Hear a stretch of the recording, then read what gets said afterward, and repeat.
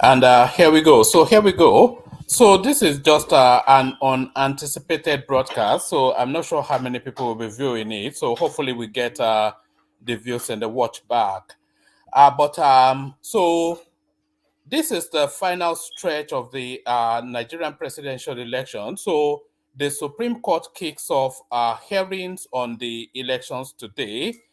So now the final verdict now to set categorically what happens for the future is about to be taken today. So Injenje Media was live at the Supreme Court to document what happened there. So what we're doing now is to live stream then in Genja Media's interaction with that space. So we'll live stream that and we'll see how it plays out. So the credit of this actually goes to Genja Media, but let's see what that interaction was and how the day went on day one of the Supreme Court making down that final verdict on the Nigerian presidential election. So let's pick it up from here. Let me do this so that you can get the fullness of the experience. And then let me make it a full screen as well. Okay, so you get the fullness of that interaction then of it in Genja Media with that space. So we'll kick it off and then we'll see how the day went. Live at the Supreme Court. As you can see, the people are gathering for the case between PDP, Labour Party, and the APC, trying to get in. For some reason, they were not allowing cameramen to go in. So we now are deciding to stay here. And the court is not yet sitting, but we are outside here now. So for many of you who are joining us live, just confirm that you can hear us loud and clear. And please endeavor to share this. This is a live stream directly from the Supreme Court of Nigeria for the election.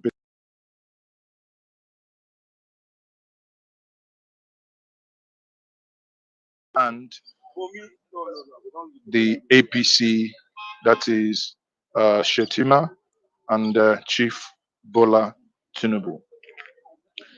What are we expecting today? Today,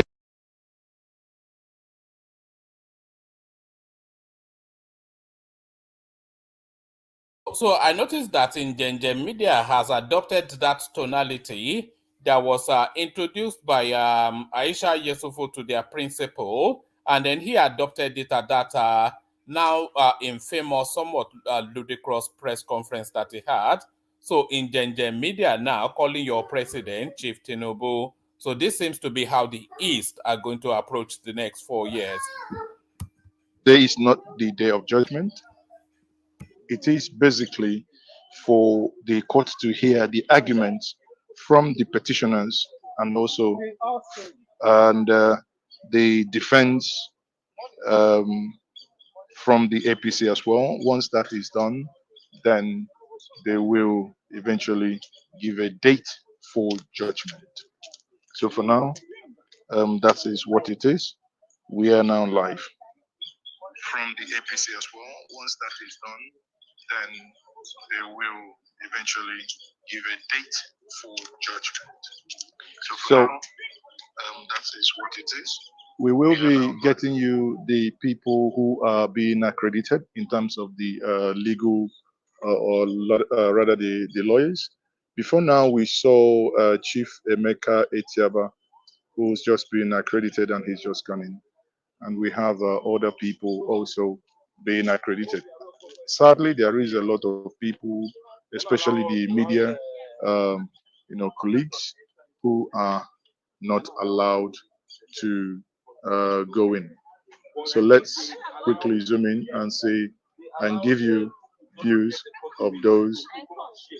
Now, let's also explain something to us. For those who may be wondering what is happening here, there is a scanner at the door where you have the DSS guys, that is the security agents, and every single person getting into the Supreme Court, exactly the way it was done within the appeal, within the appeal court, every single person going in must be scanned.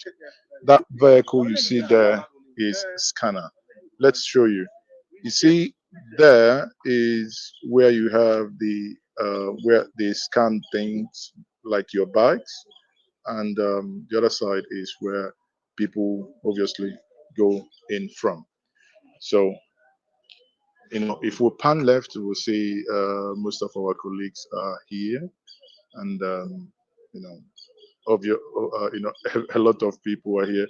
So we are doing this for every one of us on this platform.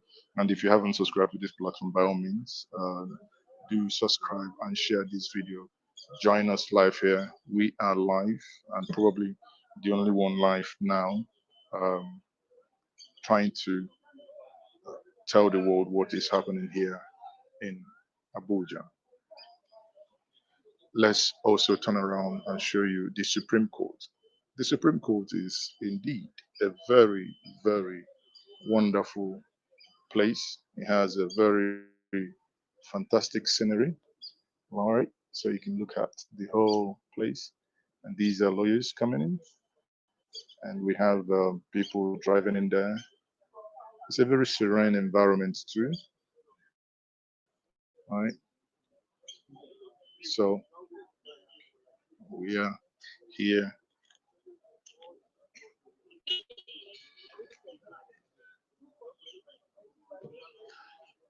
So if you don't mind, if you're joining us, if you don't mind, you can tell us where you are joining us from. Just drop your location. Drop your location. What do you expect the judges to do? What do you expect the judges to do?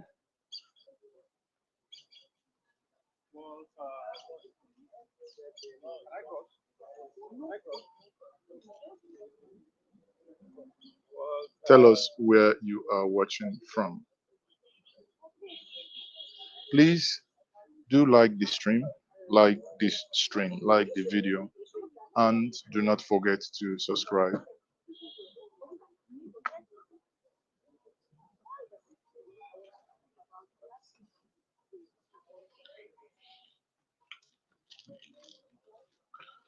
By all means, do tell us where you are watching from. Tell us where you are watching us from.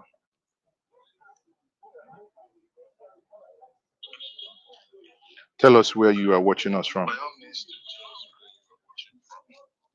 Drop that in the comment section. Like the stream. Like the stream. So the court will start in the next couple of minutes. And as the court starts, we will be giving you more updates as to what is happening. Some of us have gone inside the court. So what we will then do is we will be giving us information with those in the court as to what is happening. But here, which is even better to be outside the court, because in the court you are not allowed to have the camera in. But one thing we don't know is if eventually, like was done in the case of appeal court, if we will have people, or rather media, maybe the day of the judgment, coming to uh, report live from inside the court. So as it is now, we're going to be moving location. D, D. Okay.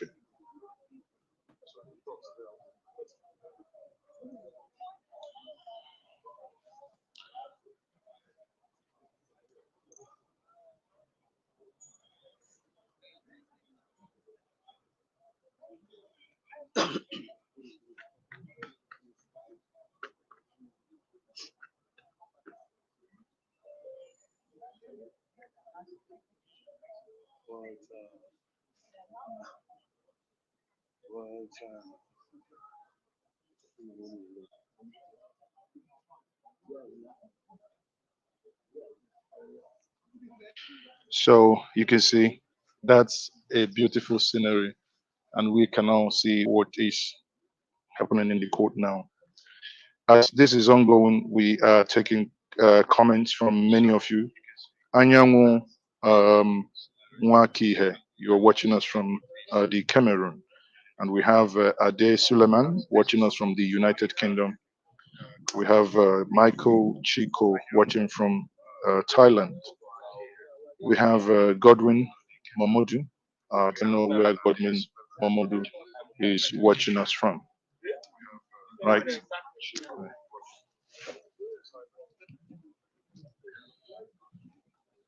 So we will be taking some of your comments.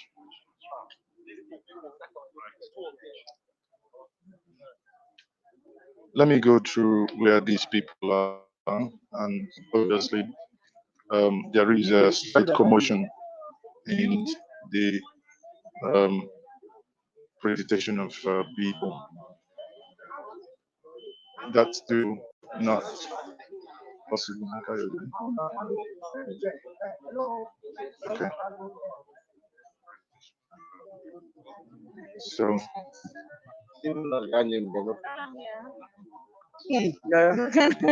so Maz is okay walking down once more again.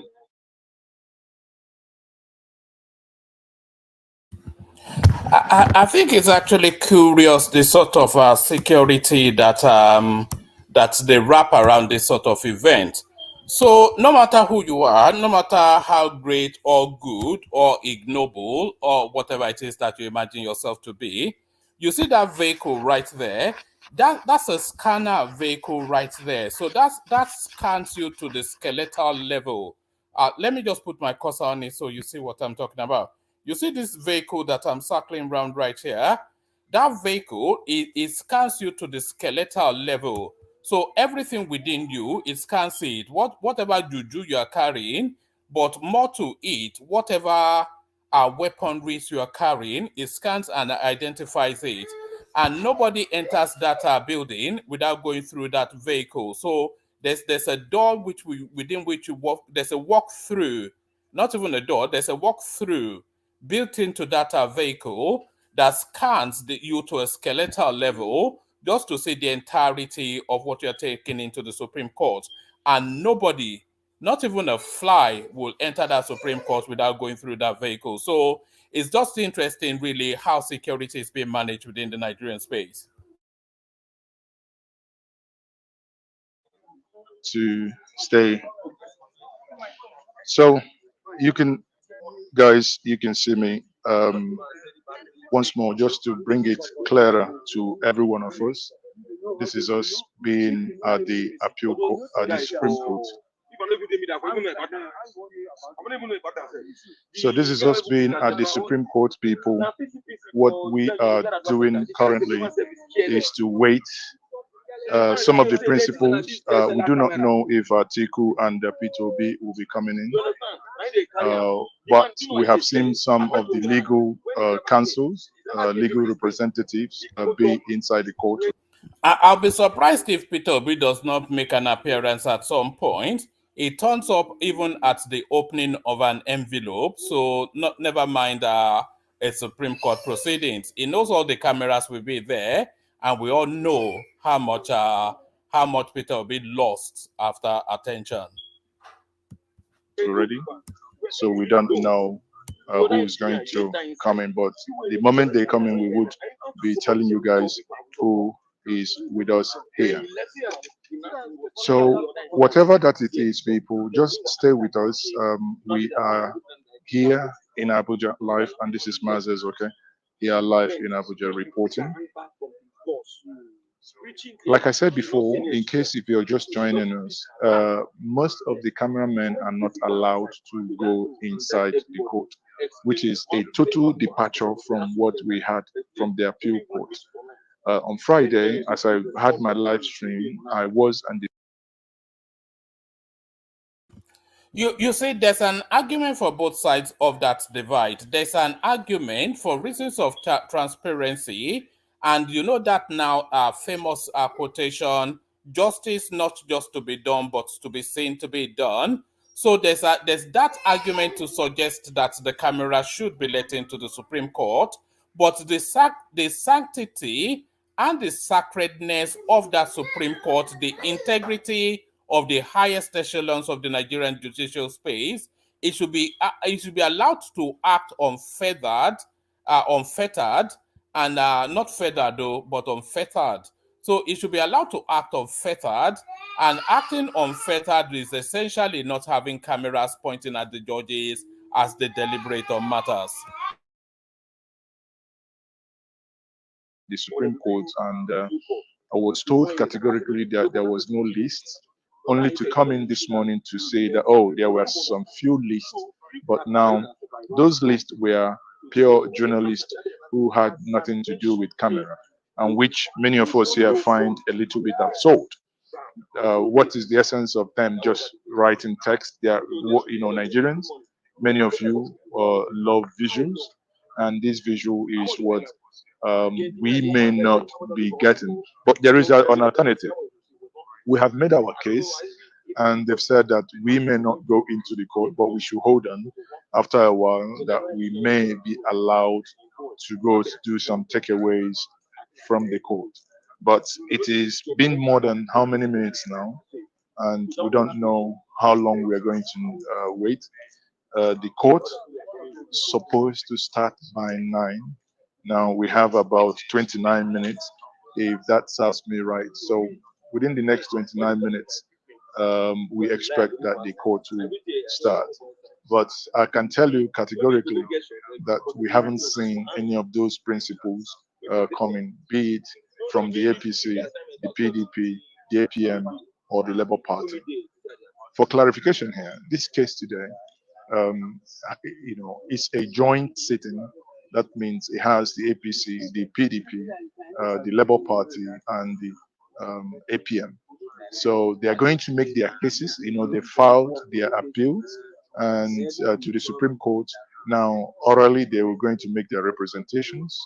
After their representations, there may be argument and counter argument. We don't know, and there will be adoption. If they finish today, we believe that if they finish today, that is a very big caveat and a very big conditionality. If they finish today, we will then have them um, give a date that will be suitable for the judgment to be given. And this is where we are at the moment, right? So if that happens, then we'll be having a date that would be suitable. Um, you know, we don't know, but that's obviously we do believe that that's going to happen before the 17th of November or around that time. But be that as it may, we know that before December 2023, there must be a clear, definite answer as to who wins this case. So, people, stay with us. We will be with you, and definitely, you know, we'll definitely be with you and to bring you updates. There is a lot of distractions also from my colleague and trying to understand what's happening at my back. Okay, so people, let me know where you are watching us from, and please, please, please share this stream, right, with your friends, family, in the WhatsApp groups where you are. Do not forget to like and share. Now, for those of you who may also want to support us, it's also possible to do that.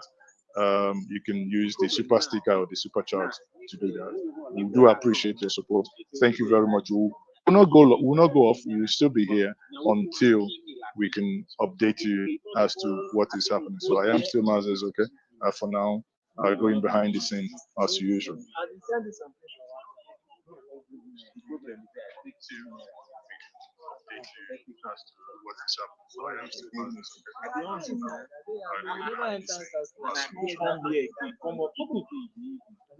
Let him come. Let him come. For you, Mm. You know what you would have done is you bring down your tripod. So that you go on the low angle scope, you can get it exactly to your head and you don't the head Just because I you say see you that. see no, it's Okay, you fine. will see that. I just because I determine wanted to the leave dog, permanently with it. So,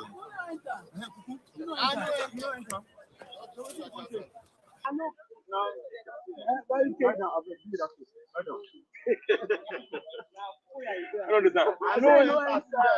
Please. Guess what the man told me?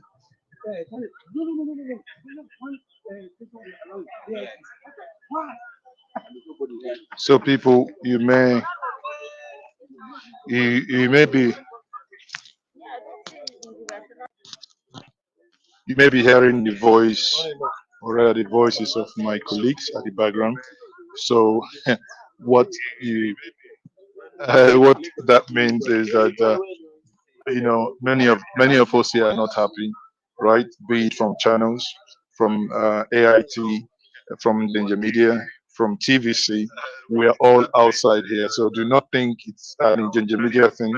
Danger Media is an international media company headquartered in London, and they have offices in Nigeria. So, um, you know, the accreditation was one click on. I don't want to say what are things about those who at the wee hours of the night have gone in to submit names. We'll leave that for another day.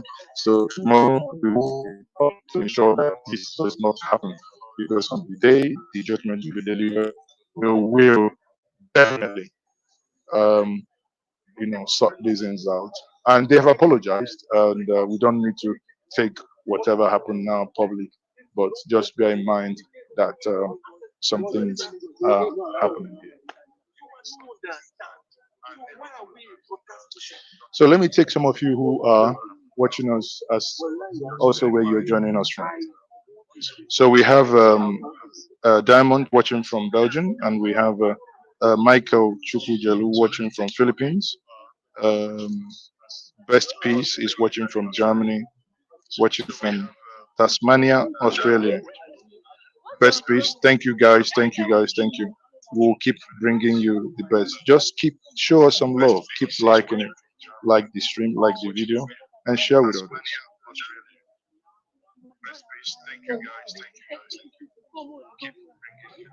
So, what do you guys think? What do you guys think the Supreme Court will do? How are you? Everybody does.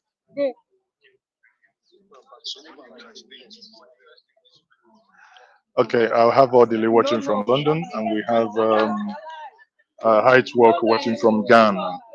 Wow! So it appears every Nigerian um, is here.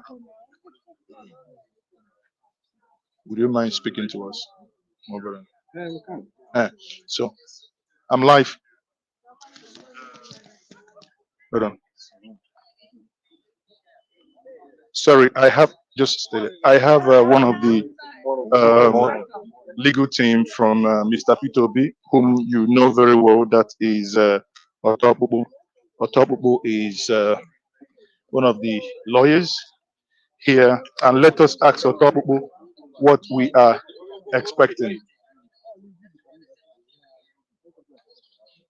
So just wait a moment.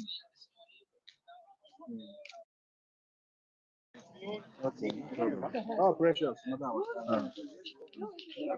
So he's on a call. He will just finish quickly, and we will find out what is happening. So you can see him here. That is Vincent Otobubu. He will be speaking to us in a moment. You know. So you're good there. You're good. Don't ask me a question about the matter in court. No. It's too be fair to speak on it. Well,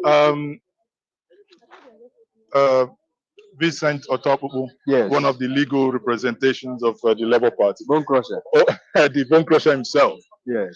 So we just want to find out what, obviously you are at the Supreme Court today. Yes. You've seen how things are going. Yes. And is it only Labour Party that is going to be, have the matters heard today, or, just tell the viewers No, what there is. are two appeals.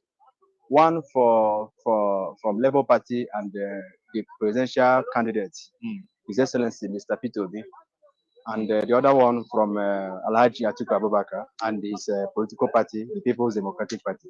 So today they will be dealing with two appeals, arising from a consolidated judgment of the Election Petition Tribunal Court, the Court of Appeal, sitting as Court of Appeal. The Court of Appeal sitting as the Election Petition Tribunal Court. So they have two separate appeals. The even though the judgment was consolidated, but they maintained their differences and there are separate appeals. Today here there are two separate appeals, which the Supreme Court will hear. And also there are also motions on the part of the PDP to adduce fresh evidence. Which is also pending. So we So wait to that motion will be heard today. With regards to the of course, issue of Chicago State University, I believe. I won't comment on it. The Yeah. matter is pending in Supreme Yes. Court, and the Supreme Court matter is to be heard today. Yes. So, but the matter motion is pending. So, you left for the discussion of the Supreme Court to proceed with the main appeal or to take the motion first. It is their exclusive preserve and their discretion to do that. So, we don't need to Sure. comment on it. Yes. Sure, but let's basically comment on procedure. How is the procedure going to be after the hearing today? Do we expect to have a date for judgment, Of or course. how does that? Supreme Court is a policy court. Hmm. They have handled appeals before that they will finish hearing adoption of written addresses by counsel. They will rise and come back and deliver judgment The same day. the same day. So you mean And in some Nigeria? cases, they can just deliver judgment and declare their position, and they reserve their reasons. They will tell you that they will give their reasons on so and so dates. So they are, they are the policy court and the highest court in the land. So as a policy court, are you trying to say that Nigerians may even be surprised that today judgment might be given? Of course, it has happened before. It has happened before. Wow. Yes, they can take up. You just say, this is an appeal. Yeah. It's not a trial court where you call witnesses and all those stuff. No. Yeah. It just parties have filed all their processes, written addresses. It just brief of argument. It's just for the parties to adopt them. And once it's adopted, they will give a date for judgment. Parties will go and come back that day. Or in some cases, they will give judgment therein. They will just rise, come back and give judgment and give their reasons later. And the law allows it. And all right. So from what is being said here, I think this matter should and could and should come to an end before the end of the week.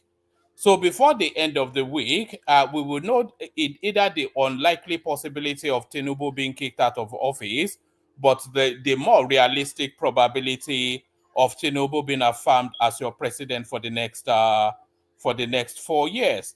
So the matters should end this week, and it can't come soon enough because all the flip-flapping and all the brouhahas and all the empty-headed noise making, so all of that should come to a crescendo this week. So if anybody wants to have a conversation around this, I'm posting the link in the comment section. I'll only really take this stream to the end of this Ingenje media interaction, and then we'll end it there. But so there it is. So that is the Supreme Court now taking charge of the Nigerian presidency to give us a final verdict. I've not yet known in the history of Nigeria that a president has been kicked out by the courts, but then there's always a first time and there's always a precedence. But is that precedence or precedence? Is it going to be set in this instance? So we wait to find out in the course of this week. Let's listen on. So that it doesn't become sub judice, I would have wanted to ask you, in what direction would you think that will go? But let me leave it to that. Thank you very much. Thank you, my friend. So, guys, you heard it. And so let me speak to my group. Okay. Thank you, man. Yeah, nice to see you.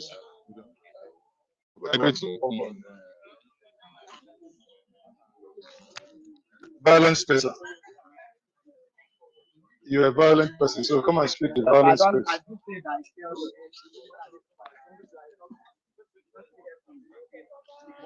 So, guys, just spoke to Vincent, one of the legal counsel to the Labour Party, and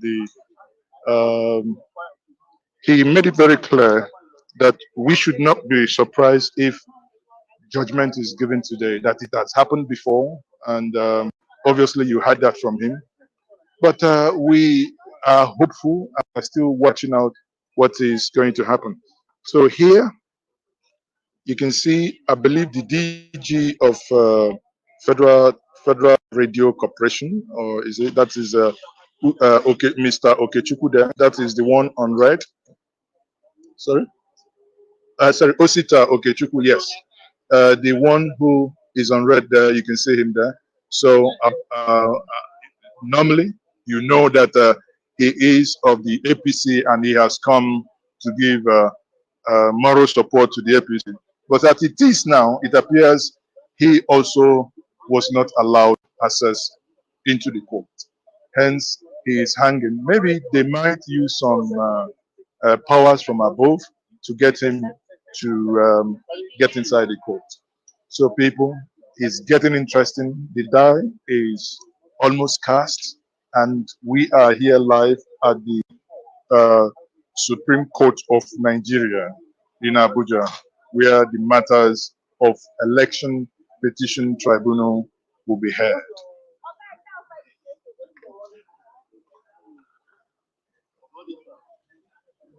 So stay with us, people. Stay with us. Let's just wait and see how this is going to be playing out. And there is someone that I would also want to speak to. Daily Trust, right? Where is Azu? Which is? Okay. Yeah. Okay.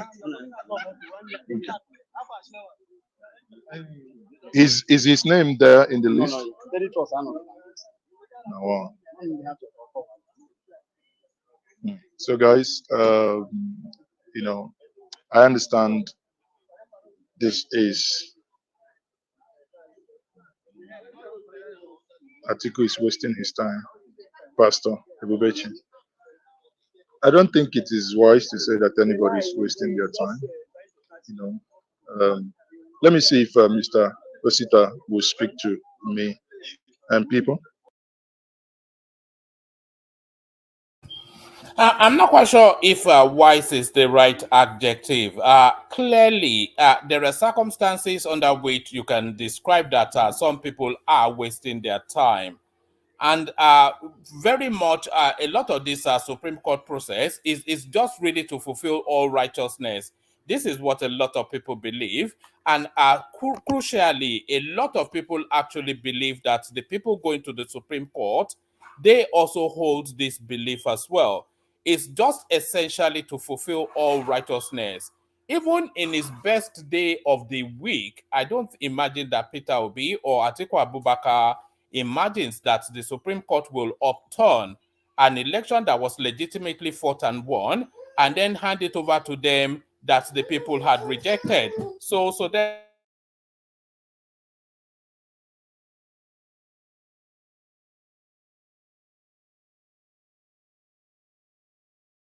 Osita Okechukwu, if he's going to speak to us, then I would um, let me accost him and see if he's going to agree to speak to us.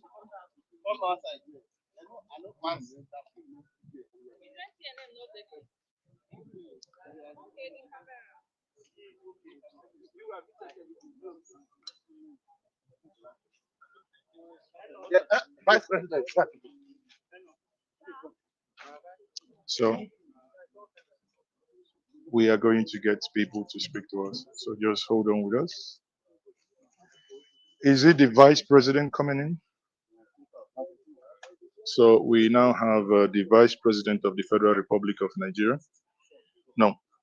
Yes. Alhaji Shetima is coming in now.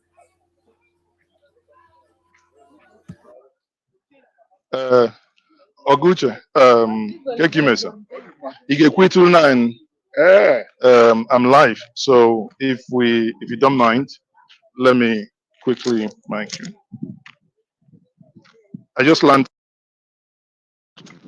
Okay. Okay. So okay, he's here. That's your back here. Why don't I? You want to greet him first? Let me greet him. Okay. So it's fine. That's him pulling up.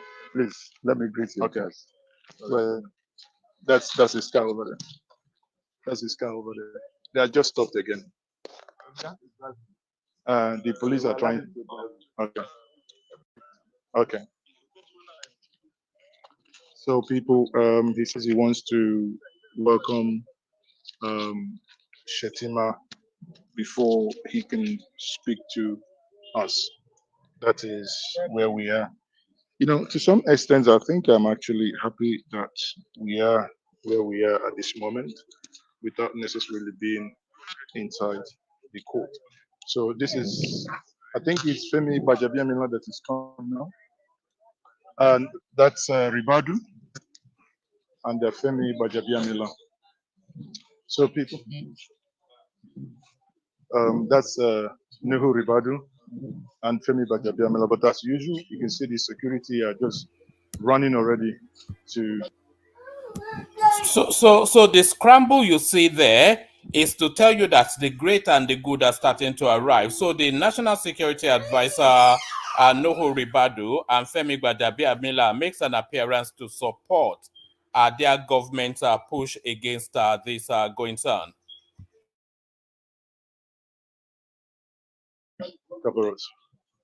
So, so we have the, you know, that's Ribadu just walking into the court now, and Femi Bajabiamila. Right. See, now he's greeting Mr. Uche Okechukwu, the man whom I wanted to speak to before now. So let's see, they are going to obviously go through that security. I believe an exception was made by self-recognition that no one actually said or asked if their names were on the list. So the lawyers are also not happy. The lawyers are also not happy. You can hear that because there are other cases going on at the appeal court, at the Supreme Court, that they were not allowed access to.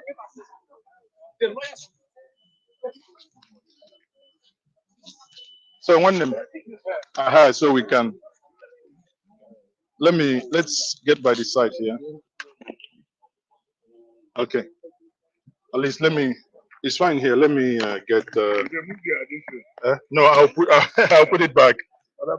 Yeah. I'll put back the microphone. Okay. Okay. Good morning, sir. Morning, my brother. So it is very nice to see you at the Supreme Court today. Thank you. Now you can see how things are so far. And by the way, this gentleman that in Genja Media is speaking to is one of the heads of one of the broadcasting parastatals. I'm not sure, is it NTA or whichever, along those lines.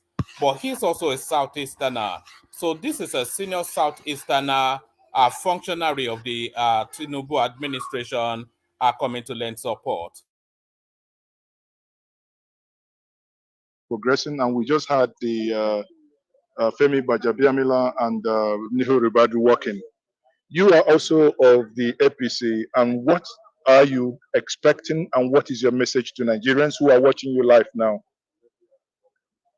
As a Nigerian, most importantly, what I pray to God for our democracy to continue, that our 24 years, there should be addition, so that from one regime to the other, the people will elect leaders of the choice, and that it continues, because democracy has its own fine dividends. One is freedom, one is prosperity, one is peace and unity of any country, which dictatorship does not enhance. So if you have freedom, you can exercise your inalienable rights and your talents. So that's why I'm also happy with the opposition, His Excellency Atiku Abubakar, P2B, and others, for following the democratic route they did not, in their own vein, say that they will resort to self-help. So for following the democratic process, I have to thank them immensely. For the outcome, it depends on my Lord Justice of the Supreme Court. They have the facts, they have the law in their hands. So I will believe in their decision because we cannot decide for them. Yeah. We can't decide for them. So while we are talking, we just had Oseloka Obaza. We're here. We're We're here. Ambassador. Yes. No, hit me too much. Ambassador. See, you don't drag my hand. Sorry, sir. So I'm happy that Nigeria is progressing from one election to the other.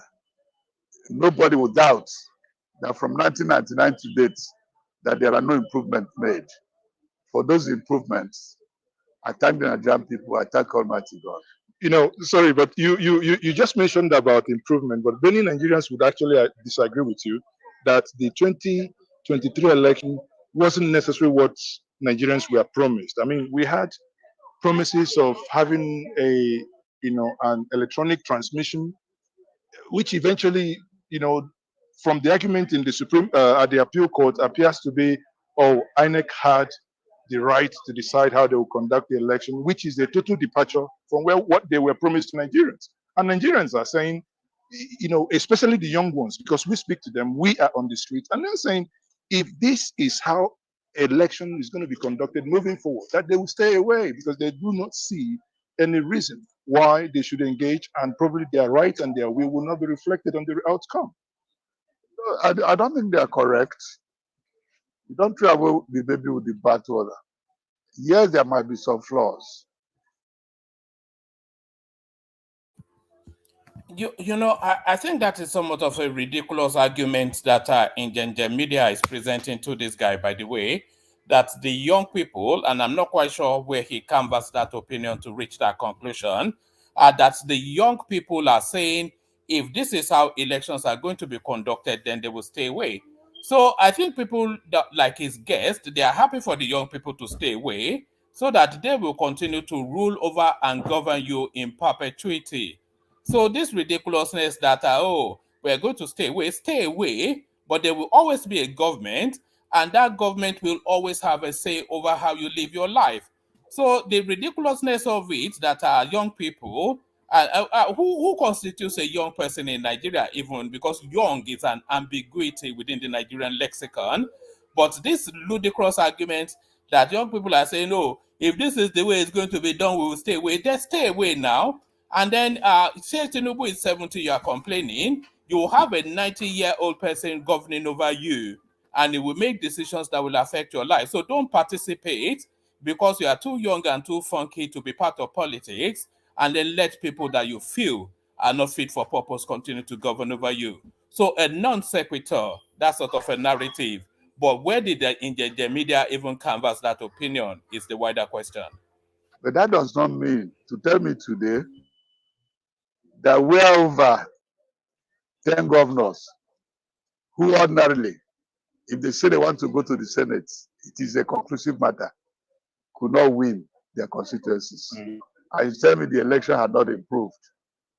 I wouldn't say so. We are an Okada rider, defeated an incumbent federal house member, and today is a member of the federal house. And therein, exactly what you said, therein lies why the young Nigerians are saying this seemed to them to be a compromise system, because the National Assembly, the Senate that happened on the same day had no glitches, but the presidential appeared to be, it wasn't glitch free. So based on that, they are saying, yes, I agree, because, in your state of Enugu, we saw where a sitting governor, couldn't. It's not only Enugu. It's spread across the country. Exactly. And we had a former governor. It happened in several states. Exactly. And don't forget as well that I'm appealing to the youth, because I was once a youth. We are doing this kind of shouting after the 1983 presidential elections. Yeah. and the election, the democracy slipped off hand, did we profit? So what you are in Did essence anybody saying, tell you that the American people for over 200 and something years elected Donald Trump? What did they do? They voted for the next 4 years and voted him out. If you stampede democracy, you stampede it out of the system, and you have dictatorship, which is not as good as democracy we have already. okay, that's a fine argument. But before I let you go, I watched one of your interview on Arise TV. I think I believe if I'm not mistaken, that was the last interview you granted to Arise TV, wherein you made a case of against Atiku that he or rather PDP for not giving the Southeast the presidency, if I'm correct. That was your position. No, my position is basically that the PDP has a constitution. And under Section 7 of that constitution is expressly stated that power should be rotated between North and South for the peace, unity of our dear country. And that it is a convention as well that started in 1999. And His Excellency Atiku Abubakar was a beneficiary of that convention of rotation of president from North to South. Otherwise, if Umaru Shinkafi, he was also wealthy, Dr. Olusegun Saraki was also wealthy, Abubakar Rimi had all his capacity to bid, but they all willingly in 1999 buried their personal ambitions and allowed Southerners to contest. The outcome was that Chief Obasanjo became a candidate, Olufaya became a candidate, and Atiku benefited from that enterprise. And in 2014, he walked out of Eagle Square against Jonathan. That Jonathan was breaching the zoning convention, that it was the turn of the North. Pay attention. Yes. And joined us in APC and came third in the primaries and went back to PDP. And luckily for him, in 2018, presidential primary of the PDP, he was given no Southerner aspirant participated in the PDP primaries in Port Harcourt, But which was hosted by Wike. Atiku emerged. Now, when it was the turn of the South, to start with, I'm not particular. If you had given any Southerner, it could have been a case. But to zero it, the Southeast, PDP owns the Southeast. Oh, okay, so let's note what he said there first before he goes on to pivot it to an ethnic tonality. I'm not especially particular about wherever in the South it goes to. Because when power transition started as an argument within the Nigerian space, it was power to transit from the north to the south. So that was the original argument, and that really is the original agreement as well. The power transits after a 4 8 year term by whichever side of the divide, it transits to the other side of the divide. So it doesn't transit to a micro space within that subdivision. It transits to the broader division. So what am I saying? When power transits to the north, it doesn't necessarily transit to the north central, the northwest, the northeast, or the north whatever. It transits to the north. The north presents a candidate, and that candidate then, if he's able to make a convincing argument, wins the elections. If power transits to the south, it doesn't transit necessarily to the south-south, the southeast, or the southwest. It transits to the south, and the South presents a candidate, and if he's able to present a convincing enough of an argument, then he wins the day. So that's the loose or unwritten but spoken agreement within the Nigerian states. So now this now trying to micro it into a subsect of a subsect is a new phenomenon. This is our turn, whatever. This turn by turn Nigeria Limited is a new phenomenon within that already wider understanding of power transiting from north to south. That's what I'm saying. So in this case, but one would have expected that you That's Alhaji Ganduje. That's Alhaji Ganduje walking in now. The former governor of Kano State just walked in and he's just written. You can't tell them that's corruption. Because by the time that came, you don't see color On the man, sorry for choice. Can I let my mic? I will not choose here, but hold on. Sorry. Wait.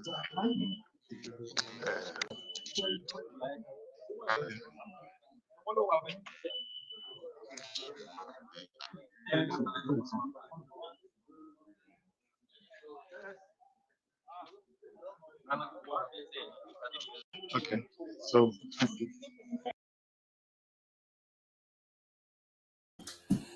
Just from the retinue of the people that have walked through that security vehicle so far, Nigeria's debt could be paid off. Between Ganduje, Gbadabiamila, and Ribadu, the monies that these elements would have looted will probably pay off all of our debts. Just those three people.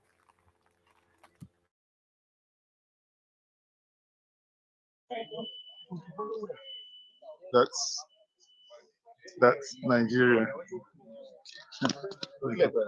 No, they refuse him. They refuse him.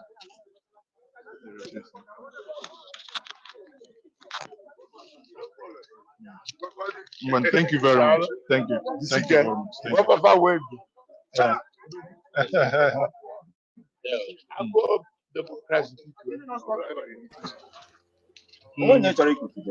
Exactly. You know, one of these days, I'm going to have a stream around this sort of outfits that we're looking at here. So all this gown that these people are wearing to demarcate themselves as lawyers, and that rather ludicrous blonde wig that they wear as well to affirm themselves as lawyers. Does it have a space within one, our judicial system, and two, our climatic conditions? So we live in a humid, a very hot environment. So is wearing this ridiculous, very heavy robe and that somewhat silly. I traveled quite a bit within Nigeria. I've never yet met a Nigerian with blonde hair. So quite why they are wearing blonde wigs, I'm not quite sure. What does that demarcate? Is that essentially a vestige, a residue, a carryover of colonial something? And is the law being oversighted then by somebody that is blonde, which is alien and foreign to our culture, which is yet another surrender to that space colonial mentality as Fela Kuti had it? So this wig and gown is going to be a topic at some point on this platform. I'm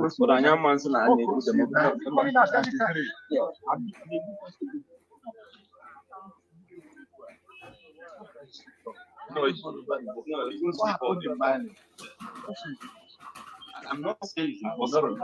Yes.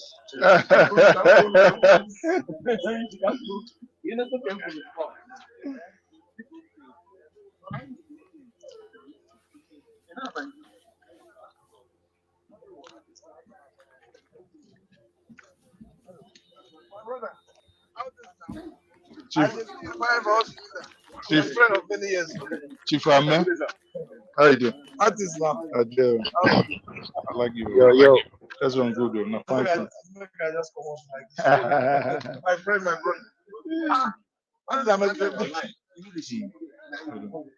brother. Yes, brother. What you saying, man? My Nigerian brother, you good? Yeah, good to see you. I didn't think this was your diet. This is heavy duty Nigerian politics, and Yeah, I see. I know you are more into that noise making that Kaizo Come presents. on. Yeah. You know this. Come on. But yeah, man. Obviously, from far, I've just seen the Nigerians. I thought it was Kenya, to be honest, in the beginning, because I literally just joined now. But if you might, brother, I don't have too much time. I just that Peter Obi, what they going down for? Oh, election fraud, eh? Yes, this is the final phase. Okay. This is the final phase of the Nigerian electoral process. So all Yeah. the litigants, the participants, they've gone now to the Supreme Court, which is the Yeah. final arbitration spot within the Nigerian space. So now to get that judgment now on what happened, what happens for the future. So whatever happens in this building now puts an end to the 2023 election. So the verdict comes in and then everybody moves on from this point. Yeah, that's good, but like even not even that, bro. Even us in Kenya, we have the same problem. You know, we got. It's not just Kenya. It's from the beginning of America. The way Donald Trump got finessed for his election. You know, same thing in Kenya. But when it comes to the African election, I believe we need to go. We need to make it more digital, bro. Because these papers, you know what happened. You know these papers you're filling out, you're putting your fingerprints and this bullshit. It's not good, man. You know, because you've seen it. People are stealing people's votes.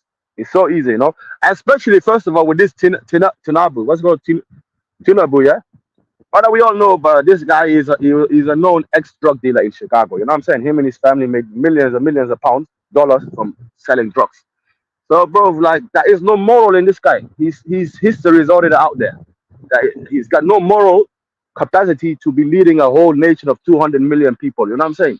That is where my fear is because with Nigeria is a big population, and one thing you don't want in Africa is Nigeria to have some type of fighting, in-house fighting. You know, because it's gonna be very ugly.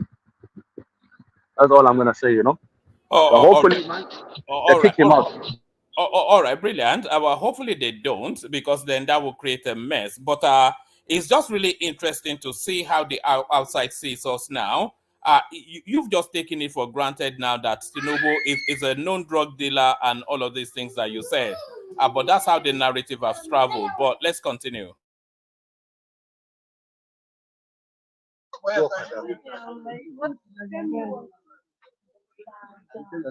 So you guys have heard the argument of made by Chief Osita Okechukwu, but again, many, including myself, will respectfully disagree with him that because we want to keep democracy doesn't mean we have to abuse the processes that brings things to bear. Um,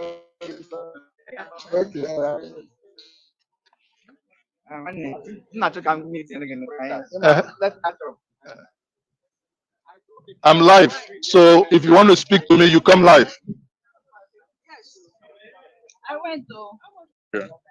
To hear the case of your party, the PDP APM, against the APC Shetima Tinubu.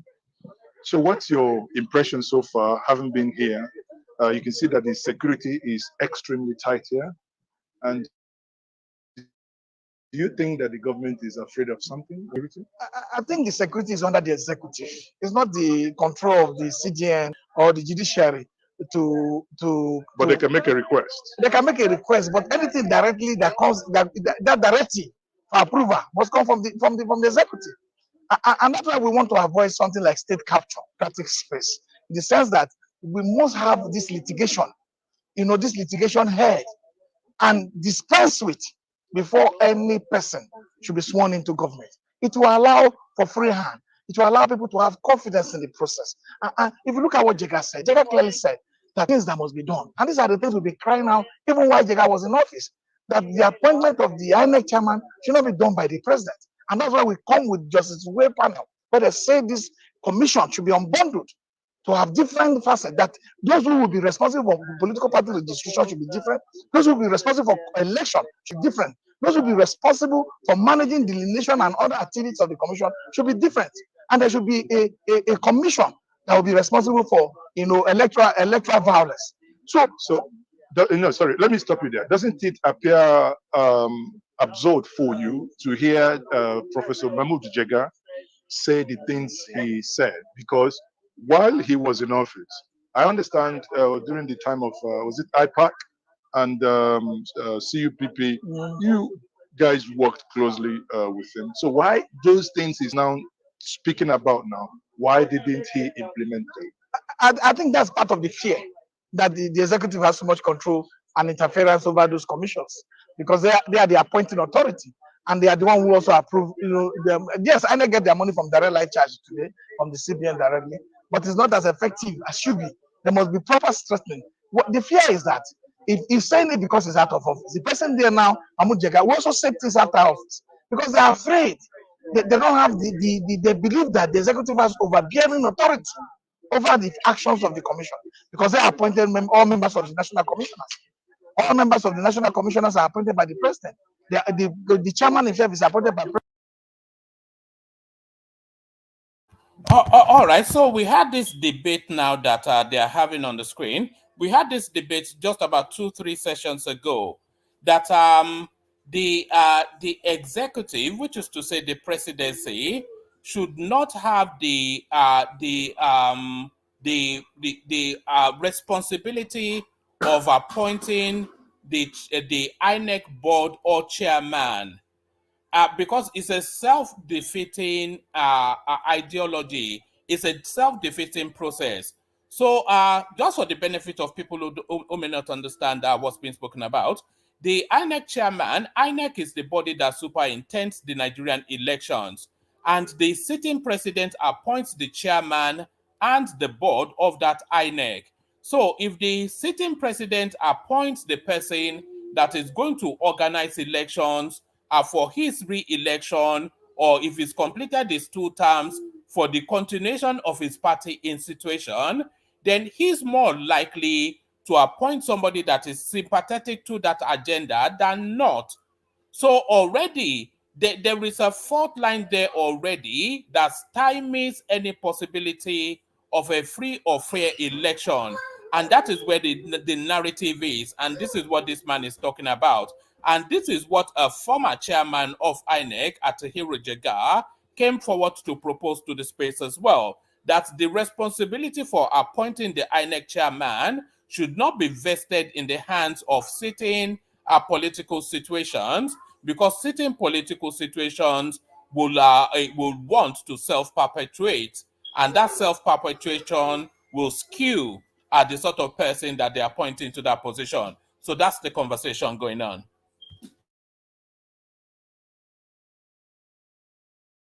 President and all resident electoral commissioners who are members of the commission are appointed by the president. So we must find a way to take that power away from president, so that those who are sitting down there will not be having the issue that they are breathing through, their mouth to say something. In essence, the job is for us as Nigerians, is very cut out now. That means, irrespective of how this judicial decision goes at their Supreme Court, Nigerians must go back to the drawing board through the legislative arm to begin to make and demand amendments to some of these laws. Do you agree with that?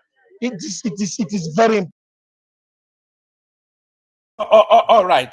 Before we hear if he agrees or not, let's hear from the people assembled so far.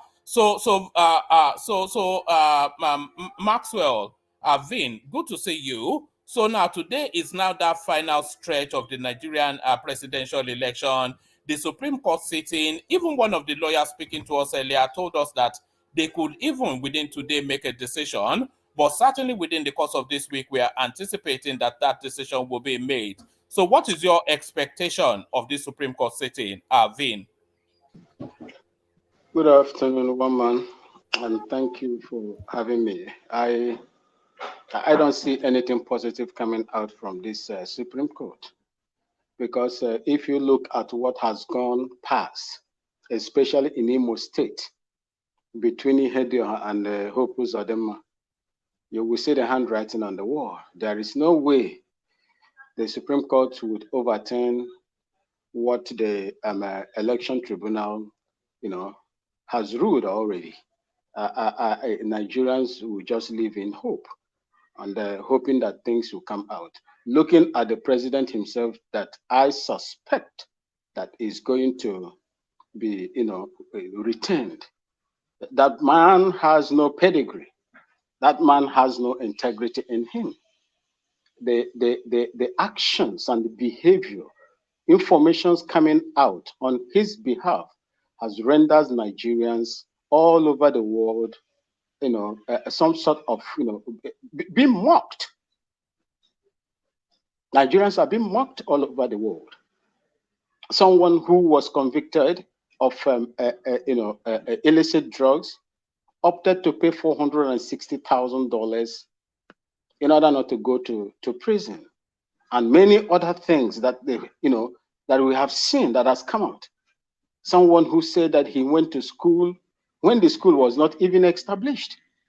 These are some of the horrible things that is hanging around this man. Yet the Nigerian people, allowed him to be And they there. let him So land, and then you come after. Carry on, Vin. I don't believe that the Supreme Court will overturn what the tribunal has even ruled out earlier this year. So it is going to take the Spirit of God to change that. And if they change it as well, I do not know how it is going to be. Thank you. All right, thank you, Vin. So let's get your comments, Kenny, and then we go back to the stream. So Kenny, you're up next. Thank you very much, woman. I'm very grateful for this opportunity. The reason why I came in this time, I always listen to your program and all that. I'm very sad in my heart that we have people like Mercy talking like this as if it was there when they made the judgment that it was considered of drug. It's very, very disturbing. You know what I mean? I find very disturbing in my heart that someone can talk with his full chest that someone is a drug dealer. You know what I mean? I mean, it doesn't sound well. You can hear what the other guy said. That guy from, I think, from Jamaica or something like that. He's saying our president is a drug dealer. You know what I mean? See, we should be mindful of what we say and what we put out there about our country. We have no other country. I have no other country. Nigeria is my home. For the fact that I live in UK, that does not mean that I'll be talking bad about my nation. And you don't have right to talk with your foot chest that someone is convicted of drug. That is lie. You guys just stop all this nonsense propaganda. You guys are spreading across the nation, across the whole world. It's unfair. You know what I mean? So we should be able to say the truth to the public about our country. It's not because your candidates lose or your candidates not. Didn't win the election. They start. You're angry because of that. Then you are saying rubbish about this man. We should just be mad for what we said. That's my point. You know what I mean? So this judgment, woman, there's nothing in this. Nothing. They have no case. Mercy, I need you to prove to me or tell the whole world where Obi mentioned that, okay, for instance, in Lagos State, my vote is 800, 800,000, and they give me 500. This is the remaining. I see proof anything. Not, he hasn't proof anything. And you stand there talking nonsense. It's so annoying. Sorry, Kenny. This is an exercise in futility. Let me just tell you this. I'm saying it in the comment section as well. For the next 8 years, what Maxi just said, what Vin just said there, is going to be the narrative for the next 8 years. So Tinubu will have to live under that. We heard somebody from Kenya come here to tell us that it is known that your president is a drug dealer, and he didn't even come here to say it out of malice. It's really coming here all of the noise that the obedience have been pumping into the media, into the social media space, which travels, of course, around the world. So what you heard from Vin just now is what you're going to be hearing for the next 4 to 8 years that Tinubu is the president. And I know this because we had the same experience with Buhari when they told us told us that he's dead and it's a clone. And for the next 8 years, no, irrespective of how ludicrous that narrative was, they continued to propel it for 8 years. So don't expect that you will use reason or logic to come to any reasonable position with that space. You just have to surrender that narrative to them. For the next 8 years, though, what Vin has just said now is what they are going to be selling. One man. I would like, if you will permit me, I would like to respond to Kenny, what he just said. So look, let me tell you one thing. I am not a supporter of any political party. I am not obedient. I am not articulated, and I am not Jagaban. You get that? But when you come here, you make your submissions devoid of insults. When you come out here as learned as you are to tell someone that the person is talking rubbish, if I respond in the same manner, I do not know how you are going to feel. Okay, I I think was that. not brought up. I think that. I was not. Hold Sorry, on, hold on. I was not. I did not interject you when you were speaking. You tried to interject me in the first place. I am just airing my opinion. There is no president-elect in Nigeria that has ever had the kind of controversies hanging around the man that is there. That is what the world is looking at. I was not in Chicago. I was not in a government college. I didn't do all those things. I did not fabricate them. These are things that are in the public domain, and we speak about it the same way you speak about other people. And when we speak about those things, those controversies, excessive controversies hanging around the Tinubu, and you are here calling me, telling me that I'm talking rubbish. I don't want to go the same lane with you. Okay, it is in the public domain, and that is what I am here to speak. I am just airing my own opinion, whether you like it or not. That is my opinion, bro. Thank you. All right, let's hear from Dewale, and then we go back to the stream. Dewale, good to see you. Good morning, sir. How you doing today? I'm good. Good to have you here. So you are they carrying the proceeding live or what's going on? No, in Gengen Media live streamed it, so we're reacting to his live stream. From the I don't, they are not letting the cameras into the court as far as I'm aware, but the cameras within the parameters are giving us okay, a live feed of what is going on, interviewing as many people as are willing to appear before them, and we're following through, reacting to that. okay. Well, I mean, we during the tribunal sittings, we had this kind of frenzy around during the proceeding and the judgment, and it's not new. I think we are a little bit often having a political amnesia when I heard my brother saying that no president ever has this such controversy surrounding their candidacy in the history of Nigeria. I think that is not correct. It's just that the advent of social media kind of amplified some of the noises that we're having around these days. It was like that in 2007. There was, as a matter of fact, the anger that was directed to the departing president at that time, President Obasanjo, because it was, stoic and standing behind his preferred candidate. And also, I think the only maybe few president that enjoyed that popularity, it was Jonathan when he was first emerged against the president then. So when GEJ emerged as a president, then he was having because it was popular and it was supported by the masses. In fact, that it was the first from South or from the South since the advent of this third republic. So I wouldn't waste much of my time and my energy concentrating on this because nothing is going to come out of it. I mean, Supreme Court proceeding is not when you have a preliminary submission of evidences and all that. Even the one, I don't know if they're going to admit the nearly evidence that was brought forward by Atiku, and even if they do, it must be a compelling one. But for some of us that have looked at it holistically, I don't see anything. But I think people are having political awareness, and that brings forth the noise. I was on my phone last night, and something popped up. A lady who was born in America, raised in America, of course, because of affiliation to Nigeria.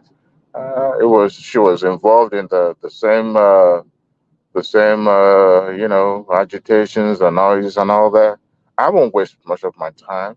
It seems if you're not popular, you don't have the mandate. That is capital no. People voted for Bola Ahmed Tinubu, but you see, sometimes not everybody have the time to be on the social media or continuously posting things that are not true or not factual in the sense. But because of the noise, some of us think that if it is in the social media, it is right, it is fact, it is correct. Absolutely not. This is the age where you have to fact check, you have to double check to make sure that the information you're being received wasn't is true. not quite long ago. Yeah, There yeah. was a But the thing is, Dewale, propaganda travels a lot faster than the truth. that is You true. Yeah, so lies and titillation and salacious sort of narratives, they travel a lot faster because people like to hear dirty leanings of the great and the good. So those sort of things, they travel a lot further, but then when the facts don't really travel that much to catch up with them. As we just witnessed, there was a Kenyan guy that came on earlier that said, "Oh, well, just surrender. Your drug dealer president is too powerful for you," and not just on this stream here, and he wasn't even saying it out of malice, but that drug dealer narrative that the obedient spaces have been pushing relentlessly into social media. Maybe their thinking is that it stays within the Nigerian conversation. It doesn't, because the social media is global and the whole world is seeing what you, that purpose to be Nigerians, are saying about your president. So now, a Kenyan just casually comes into this stream to tell us that, yes, of course, we all know that your president is a drug dealer. We know because you told us so. Well, I guess it's based on that argument based on what he read or heard on the internet. So that alone is what makes him to believe that the president was a drug dealer. But woman, you're right. Lies travel faster than the truth. But when people are hell bent in destroying reputation, as it is right now, I could go online and trying to tarnish your image and reputation is easy because it's cheaper, but to build it is what makes it costly. And some people they don't really care if as long as their means is justified, and that's fine with them.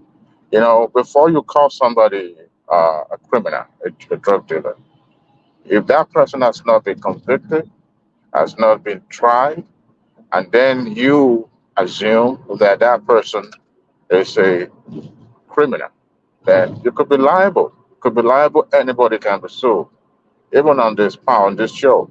But you see, we live in a society that doesn't really pay attention to such side noise because for how many people are you going to be paying attention? But Dewale, do you know the golden rule of gutter journalism? Do you know the golden rule of gutter journalism? go ahead. The golden rule of gutter journalism is that don't let the truth or fact get in the way of a good story. So don't worry too much about the truth or fact. Oh, if the story is juicy, just push it out, and this is what is going on. Exactly. So the truth or fact is just incidental to the noise that is being propelled. So Yeah. irrespective of whatever the facts are, the mud continues to sling, and ultimately it sticks. There's no good news or bad news. All news are good news, as long as it's pushing in the headlines and people are able to take a second look at it. But you see, the division we have now in our society in Nigeria, it didn't start from Nigeria. It didn't start today. I mean, if you look at the American society, for the past 6 years now, it's been rocked with the same misinformation, the same fake news you see everywhere. It's been like that. I think the social media in our society kind of like puts democracy in a very very precarious situation, and if care is not taken, if legislation is not put in place to checkmate some of these excessive that we're seeing around, it's going to be tough for some democracy to try. And that's my fear. When somebody can just sit down in the corner of their dingy room and start putting out some misinformation and trying to uh, rubbish somebody's image, how many people can you fight? It's tough, Diwali, for some. Diwali, Yeah. hold on. Can you be specific about this measure, like that you think they should put in place? Can you tell us what exactly those measures are or should be? I want to know. Is it gagging the media? Is it regulating the social media? What is it? Can you repeat that again? You said they should put measures in place against these Yeah. things. So, what kind of What are those things that you think they should put in place? Is it guiding the media? Is it social media regulation? What is it exactly? Okay. As it is right now, presidency is a very is a public thing, so it's gonna be hard for someone occupying that position to go after an individual, because how many people can you go after? But when you for people that are around the person, knows the truth, they could also take advantage of the fact of their proximity to that individual, to take it upon themselves to, prosecute if they know that the information out there is not factual. Also the social media, the fact checking. Unfortunately, we have the likes of Facebook, Instagram, and the X. Unfortunately, the person that owns X now is I don't know, out here. So he kind of allows that, allows the misinformation to thrive on his platform. And I think there's a, a scheme behind his acquisitions of that platform, because it seems since he took over, it's been one controversy or the other. And Facebook took it upon themselves to fact check. But how many people can you fact check? But in this scenario, we have a nation that would take it upon themselves, because it's not now the result of sitting down not doing anything could put the country in a very bad shape. So what I would suggest that the government do is to, people might say that, well, it's going to hamper free speech, but a free speech that is going to destabilize a nation, a free speech that is going to, not just destroy the unity and the stability of the nation now, but probably put it in a situation that will put it in an extent, in the future. So I would suggest that, put a measure in place by the National Assembly that before anybody posts anything in that space in Nigeria, that they think about it twice before posting it. Otherwise, there will be some stiff penalty, or sort of, so that people will be cautioned uh, before posting stuff. All right. Let's hear brief thoughts from Babati. So Babati, we're following this live stream, which is streaming from the Supreme Court as they kick off day one of now the final phase of what is the keenly fought and bitterly lost 2023 presidential election. So we have in media streaming from there. Is picking up passerbys to interview and whatnot. There's a possibility, very remote, of a decision today, but more a probability of a decision this week. So matters either way come to a head this week as we enter the final furlong of this election. Babati. Good morning, one man. Good morning, Mr. Gbadue, aka Dewale. I mean, I don't even know. Kenny, is it Mazzy or Maxi? I'm not wearing my glasses. I can't really see. And anybody in the comment section. Good morning. Um, One man. I think we've always. I mean, the days here. Did they deliver that judgment today, or just gonna move? This is the final day, right, Mama? This is right. This is the final. We get the. I think it's unlikely that they will that they would give the judgment today. So they will take all of the presentations, I suspect, of the lawyers. That they will get like a 15-minute slot to Mhm. back up whatever it is that they've already logged with the Oh, Supreme oh, Court. So they yes. take a 15-minute submission, and then Hmm. they'll send them away, and then later inform us of the dates that they'll give us a verdict, which Right, hopefully will be sometime this week. right. So the big issue now, the big question is like those so-called new evidence, like that they article space that they've unraveled. Would they be admissible to court? Like I think that's the question, right? That's the main. Yeah, that's the main hub of really what's Right. going on, because all the indications are that they will just affirm what the appeal court did, because the appeal court did such a heavy lifting in that space that it be very difficult for them to overturn it because they covered all the bases. So the only now new curveball into the situation is this alleged discovery by Atiku at Chicago. So are they going to admit it? If they do admit it, how are they going to handle it? So that is really where the question is. There is nothing really outside of that to be decided. Yeah, but actually, one man, just don't mean to digress. I'll get back on this train in a minute, but just for a few minutes, because I was listening yesterday. You guys were discussing the eligibility to vote and diaspora voting and whatnot, and it was nauseating. Like listen to you diasporans. I mean, I live in the diaspora too, so I'm not going to absorb myself. But it was nauseating to listen to some of you guys that left Nigeria when Nigeria was still had Gongola states, that left when Idi Agbon was in office, talking about you want to vote in Nigeria. I don't think anybody outside Nigeria should be allowed to vote. If you've not been in that country for the past 5 years, there's no reason for you to even. You should not be allowed to vote. So that would be my own. I don't think Even if you pay tax in Nigeria. One man, you don't live there. If you don't live in a place, you've not been there since the days of Idi Agbon. Why are you voting? What is no? That should not be allowed. And I know this call is coming from you guys from the South, thinking that you're going to have additional votes. Forget, when I have noticed one thing with people from the Western Hemisphere, the Nigerians in the Western Hemisphere. Each time they discuss this issue of diaspora voting, maybe I don't know what it is, but they never. Benin Republic is diaspora, Sudan is diaspora, Mexico. So they always have this mindset of USA, America, London is diaspora. Diaspora is outside the country, right? I'm not the Englishman on this platform. So if you think that you are going to get some additional votes from the UK, US for your own region, well, the North has a surprise for you. They have Niger. It's also diaspora too. But one man asked you a question. I want to answer it.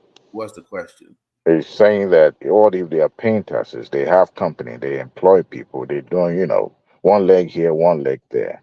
Well, I have stuff in some African countries. Does that mean that I have to vote, or I am eligible to vote in those countries because I'm paying taxes to those countries in West Africa? No. I'm just saying that, okay, even if I'm going to if I'm going to support that form of that legislation, I would say limit it to just presidency only. But state and local governments should not be allowed.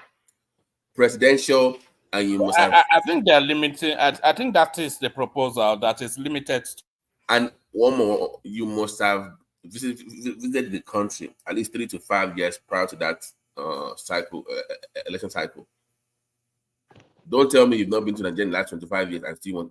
I will know. You must show proof that you were in the country the last 3 to 5 years prior to that elections for you to even vote. That's my own take. Don't disappear for 40 years talking about you want to vote in Nigeria. What do you know? You've left the country. So I'm not gonna. No, I'm not. But back to the issue here. Hopefully, we can get this thing resolved so that we can move on with our lives. Honestly, one man, I'm sick and tired of doing this all the time. I know it's fun. You enjoy it. At this point, I don't enjoy it anymore. It's not actually fun. I'm like with chewing you. gum. What I man? want it out of the way. We can't criticize Tinubu because of this. So let him have the presidency so that we can then attack his policy, his decision making, and whatnot. Thank you very much. It's like chewing gum. When you start chewing gum, it's very sweet. You just chew. But it gets to a point where it just becomes a bit sour and just, hard. That is what we are. We just chewing on the gum, like old gum. I don't want to keep doing that. Let's just focus on the policies of Tinubu, and we can come up from different angles. You can come at it from your tribal perspective. I would take that. If an Igbo man tells me, "Oh, Tinubu is not doing this," that is even more. I would take that discussion than what we have right now. So far, it's talking about the current government. So you can have a tribal lens. You can look at it from a private tribal perspective. I don't mind that. You can look at it from a cultural, religious perspective. I don't mind that. But as long as the focal point is on the current government, it's what I care about. And hopefully we can move on with this. We can move away from this ridiculous show of thing. I'm not really, but I'm going to come on your show and I'm going to pretend like I actually care about it, but I don't. And by the way, yeah, Babati, I wanted to just ask you two questions. yes, sir. These people that you are dismissing, that they are not qualified to vote simply because they live in the diaspora, are they not Nigerians? Are they not carrying Nigerian passports? And the second one, looking at the impact they make in the economy of Nigeria on annual basis, is it not conducive or accepted for them to at least decide who governs the land that they were born? Thank you. Okay, so let me take the last one first. So the constitution of most countries, when it comes to let me just limit it to the Western hemisphere, like because the champions of democracy, they promote democracy. One thing about the tenet of democracy is that they will tell you, even if you read the laws and the tenets of democracy, it does not, it tries as much not to give you a leg up or an advantage based on your influence or how much money you have. So if you go, even the Supreme Court of America once ruled, I mean, they've changed it now, but back in the day, it's like every vote counts. The poor, the rich, everybody counts. Everybody matters. So if your argument is that, well, you should have a say because you have more money, so you contribute more, then that is not really democratic. It's not really a democratic statement to make, in all honesty, because you are justifying your own take or your own input based on how much you give the country. So therefore, because I give Nigeria $10 million every year, therefore I should be able to vote. No, because you are then poo-pooing the poor in the country. It is based on people. So you need to make a clear distinction now. Is it of residency or is it of indigency? Well, Babati, I think let me finish. just 1 second. Just 1 second. I think paying taxes shows that you are not just invested in the place. Your presence is also felt in there. That's what That's why I'm with you. I'm with you on your suggestion that people outside Nigeria shouldn't bother voting. But I'm just also considering that argument, that fact that you have your investment, you are one leg in, one leg out, and that reflects your presence. So don't you think that can be considered as well? Okay, it's about interest, right? So if you live, I live in America. I've lived here about 20 plus years. I'm sure you've been out there for so long too. If I want to vote in the presidential elections or any elections, me living in America will influence that vote. My mindset influences that vote. My own business interests will influence the way I vote. So what if the way I think conflicts with the majority in Nigeria? So it's about interest at the end of the day. And I don't think that anybody residing outside of a place should be allowed to vote. And I put a little caveat to you. I said you must have been to Nigeria for the past 3 to 5 years. So my own connection to Nigeria in terms of when it comes to voting is more than just sending money or sending funds. You must go there often and show proof of that. So it's not about just being monetarily attached to the country. You must be attached also. I want to see you. You must be available 3 to 5 years. Don't be like one man that's not been to Nigeria since 1982. And imagine one man voting in Nigerian elections. I mean, do you know how bad that is? But he's always speaking about Nigeria and everything that happens there. No, but he's well acquainted with what happens there, No, but his viewpoint is British. So I'd rather have somebody in Nigeria vote about that. I can educate them about how things should work, but I don't think that if I don't go to Nigeria often, I should vote in Nigeria. I don't think that should be allowed. If you don't live in a place, you shouldn't vote there. Business interest is something completely different. So let's not. But your first question again is, you said, are they not Nigerians? Of course, you're Nigerian, but you're also British. You're also Mexican. You're also Japanese. You're also American. So you have divided allegiance. So you are as much Nigerian as you're American. So will I want somebody that has a divided allegiance to vote in my own elections? No, I want your undivided loyalty to a place. That is more. I think that should be the very question. Undivided loyalty to a country. That is what I think should qualify you to.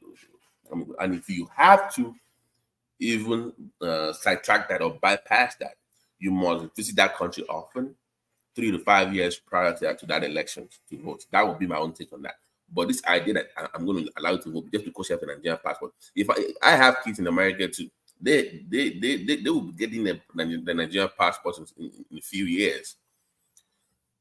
So shall we now say because they have a Nigerian passport and their parents are Nigerians that they should vote to? No, to just having a Nigerian passport is not enough, in my opinion.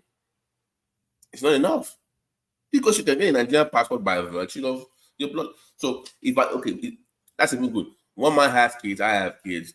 Badger has kids. Their kids probably have not been in Nigeria before. So should they also vote? Also vote because they're Nigerians? No. So there's more to this than just having a Nigerian passport, Maxi. I'm sorry for using woman as my example. I know you probably didn't like the British take. I always come at I always come at it. One man will come after you. You are trying to disenfranchise him. No, but why? No. One man, are you there? One man, seriously. One man, are you there? Maybe it's not there. But why would one man? Why would we allow one man to vote? Seriously, Max. Why would one man be allowed to vote? Why?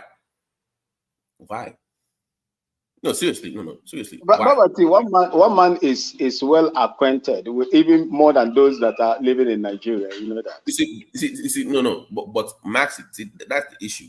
That's what you guys. We have this attitude that we know better than them, and we need to be careful how we communicate this.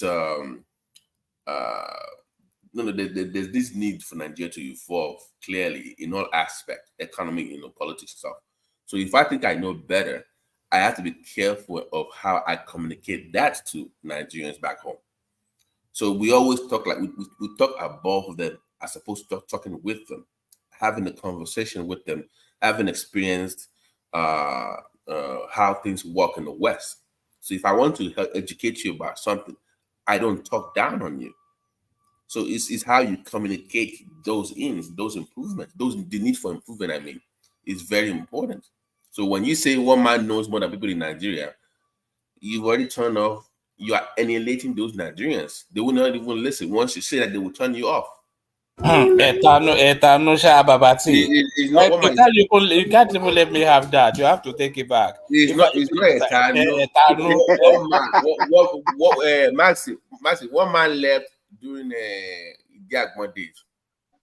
Okay, that is what he left Nigeria, and he's not gone back. So why would you let him? And since that time, he hasn't come back to Nigeria. Exactly. Right? So what does he know about Nigeria? One man, sorry, let me leave. I'll come back later, sir. All right, thank you, Kenny. Yes, we will bring it to a close in about half an hour or so, and then of course later on tonight we'll really go into the Supreme Court. Thank you, Kenny. All right, no problem. You're welcome. Bye. All right, so that's my take on that one. So one man, but what are you looking forward to though? How do you think this will turn out? I'm only really looking forward to this process coming to an end, because the curious thing is I'm not even the biggest Tinubu fan. I'm a bit, I have a side eye on the guy because he's a bit dubious of a character. But all of this noise now feels it puts you in a position where you have to sort of push back against it a little bit. But once the Supreme Court judgment comes in and there is no room anymore for anything other than just vacuous noise in the ethers, then we can focus really at holding this government to account. So we're not going to let him get away with it the way we let Buhari get away with it. Yes, and I agree with that. That we need to start, but our Labour Party don't get me started on that because I was laughing driving. I was driving and I laughed so hard when you brought up that story again. The response of the Labour Party members in the House when they said, I think you had this headline that will Aburi give us the SUVs? So I don't know, something like that. Like because the story prior to that was he told them not to take the SUVs and they said no. and they didn't respond. And I think you had the airline like, "Oh, is Apuri going to give us the SUV if we turn the one down from the government?" And I was just, I was just laughing, like. So they're the ones that are supposed to, championing all this, like the way you feel about Tinubu. That should be coming from Labour Party. I mean, those in the House and those in the Senate. They should be the one challenging the system, because that's the reason why people put them in there in the first place. But they're not doing their job. So people like us from the outside, we can then, do the best we can and put the pressure on the government. That's very important. So I don't mind, once again, even if it's coming from the tribal perspective, as long as it's focused on Tinubu and about its policies, I will listen to what you have to say. So that's where we should be, one man. All right, brilliant. Let's watch this for another 20 more minutes or so, and then we'll just close it off with remarks. One man, please permit me before you roll the video. Permit me to just take a leave now to go and pick up my daughter from school. I beg you. I will be listening at the background. Thank you. All right, brilliant. Thanks for joining us, Vin. Join us later in the evening when we carry on with the conversation. Thank you, Vin. I will do that. All right. One man, mate. I'm going to work, so I'm like, let me just check in with you. I love this morning drive, but you don't do this. You don't do the morning show anymore. I don't know why, but and don't ask me to host. I'm not. I'm not No. I'm going to actually ask you, BT, but I'm going to ask you to host a stand-alone session around a specialism. I'm also asking Zita to do that as well. Not be a regular host, but be a host around a specific nuance. But we'll talk about that later. Just like maybe an hour or 90 minutes. That would be the cap. Yeah, no, yes, just an hour or 90 minutes, maybe on IFA, on herbs or whatever it is, just a monologue to the space.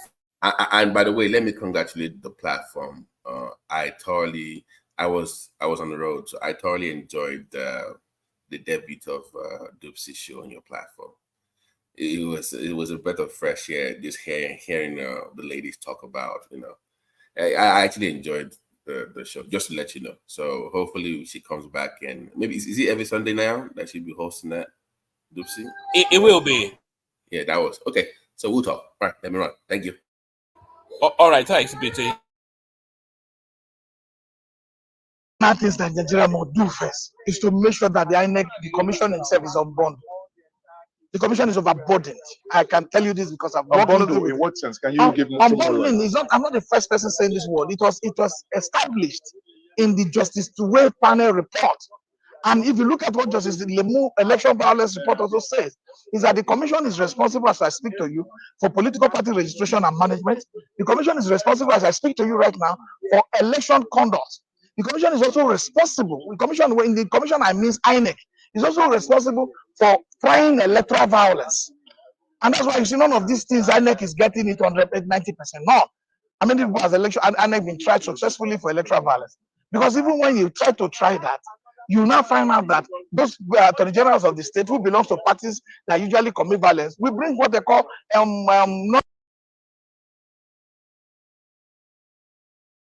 only prosecute to take over the case and absorb it. But if we have electoral tribunal offenses commission, just like the AFCC is for financial crimes, we will have an effective agency that will manage those who are committing heinous crimes against our electoral process. And then two, we will now also go for to make INEC more impartial, to make sure that a member of a political party who is elected, who is the president, because every president is a member of a political party, cannot be appointing the referee in a match where other members of the multi-party coalition of political parties will participate. So these are the things we're saying. Because if you're a member of a political party, whether you are a president or not, they say you are expected to be impartial. But you know the nature of man. The nature of man is to self-protect before you can think of others. So we must follow the justice, how they call it, justice panel, to now review that the electoral commission, the appointment must be taken away from the presidency and put in the hand of the National Assembly via the judiciary. So finally, you are of the Labour Party, and you are here today to give support and solidarity to your party. for this case. What is your expectation and what is your message to Nigerians who are watching you right now across the globe? My expectations are very clear. First, the Court of Appeal decisions didn't go down well with me for one. One, because there was active action that INEC even went out of that PEP without even a warning to say you promised Nigerians. The confidence that was built up to that election was because INEC made a promise that there will be a direct transmission of electoral results. And that is why, if you look at what happened, new voters were plenty. A lot of new voters came in because they were encouraged and they now had interest to participate in the electoral process.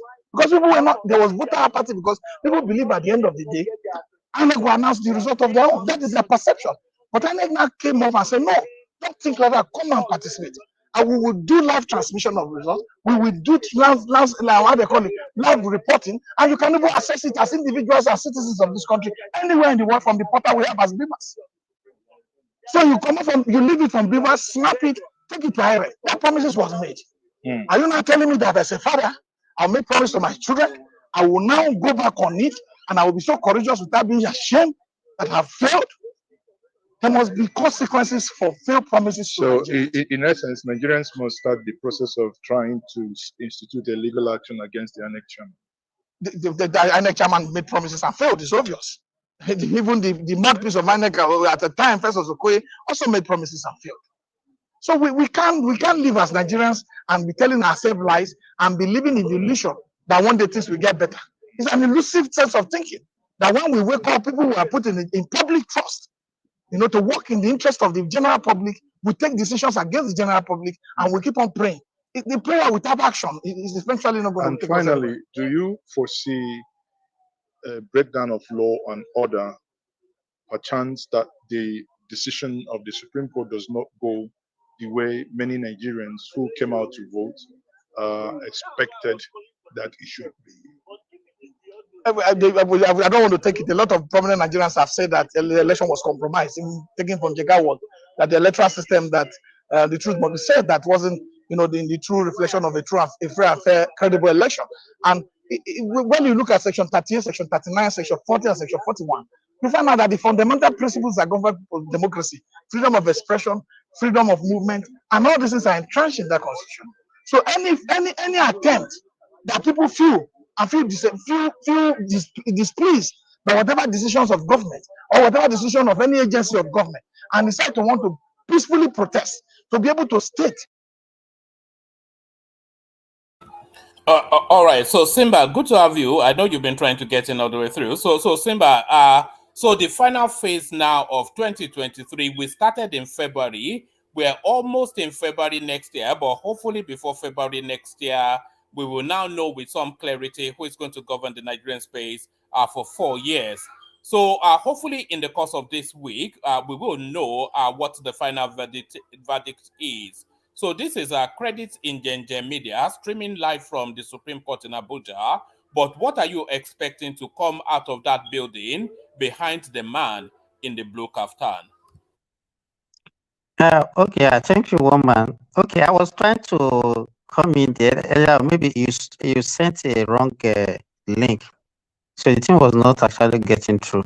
Yeah, sorry, I sent the wrong link. It was actually from yesterday's stream. I just realized and I sent the right one. Okay. Well, I don't expect anything different from what the judgment we got from the appeal court. The guy here is just echoing what some of the people in Nigeria are just echoing. Because if he's talking about promise that the chairman of INEC promised Nigerians, and he failed it, and then he said that most people went to vote just because of that promise. Can we see that people, where is the fact in the election, the result of the election? We recorded the lowest election from 1999. This, the number of people that participated in the election, the lowest in 2023. Even compared to 1999, we have more people voted in 1999 than 2023. So if he is saying that, okay, most people voted just because they know that their vote is going to count because of IRF, then the guy is just talking rubbish. Because if you look at the voters turnout, is actually the lowest from 1999.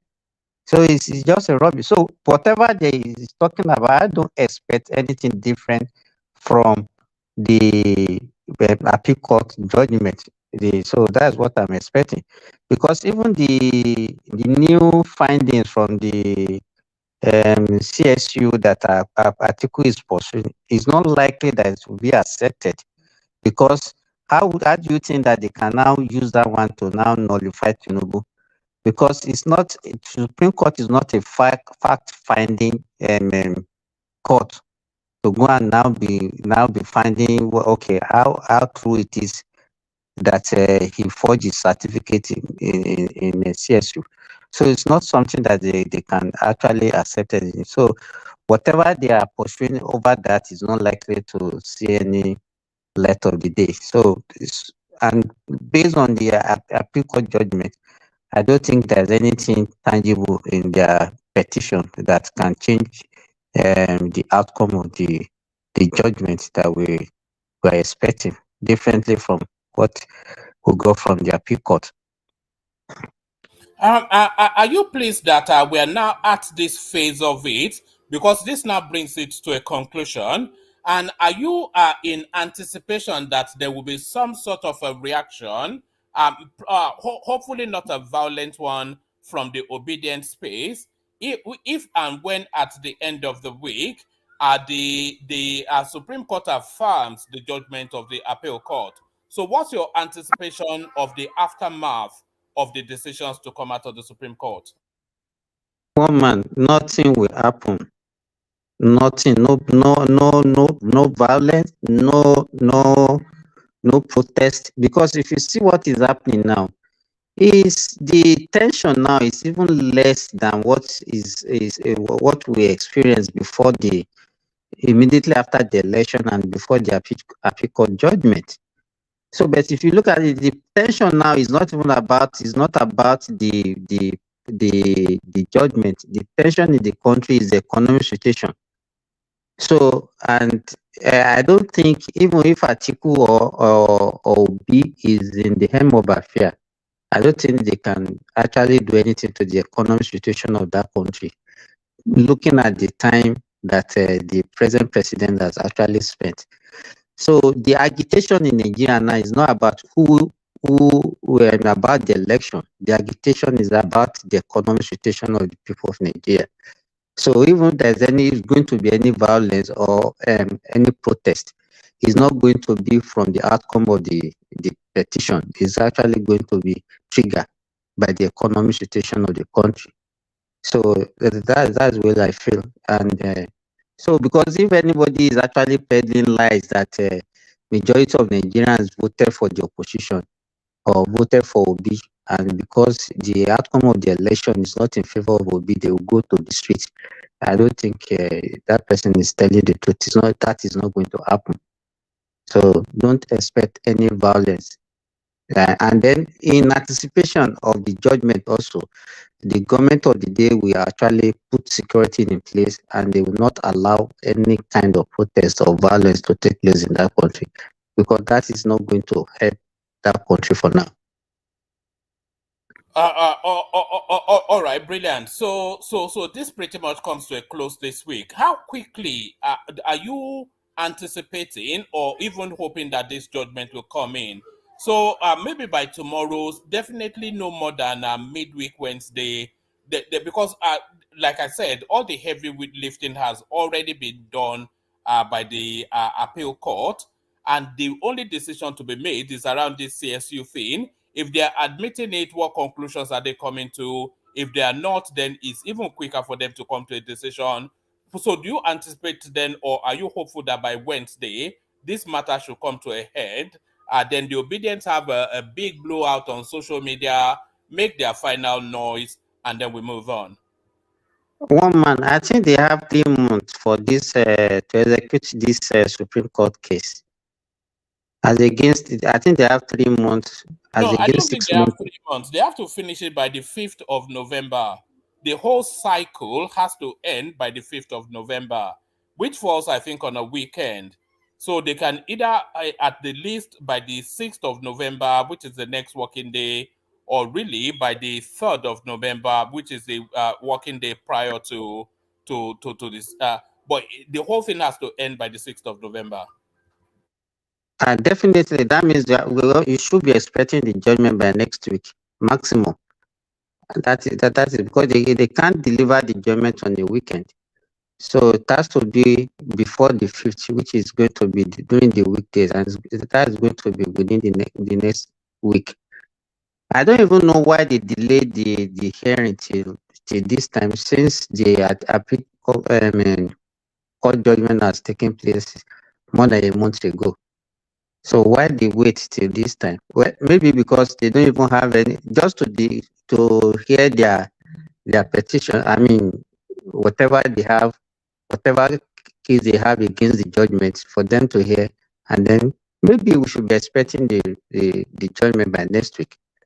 Then everything, then that means the government has to put everything in place against next week, provide the security for anybody who wants to misbehave, and then let them deliver the judgment so that the government can face the business of the day, which is the economic situation of the country, because that economic situation is biting hard on the Nigerians.